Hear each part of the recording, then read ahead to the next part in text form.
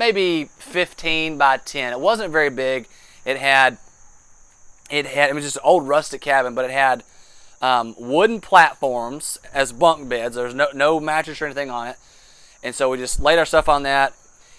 And that was such an incredible time just of enjoying each other's company, eating food once we finally figured out how to keep the cabin from smoking up, and just enjoyed each other's company that night.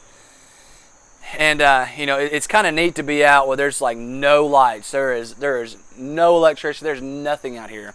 All you hear is just the sounds of the woods, which can be kind of creepy sometimes, but we had a blast. And so the next day we get up, making bacon and eggs, and just, you kind of waking up to the smell of this just amazing food, because everybody knows bacon is like the best smell in the world.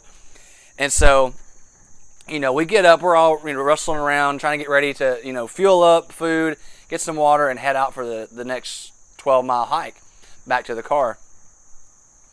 And finally get back to the car, and I look back over that, and just how important it is for us to be around people that we love out in the wilderness.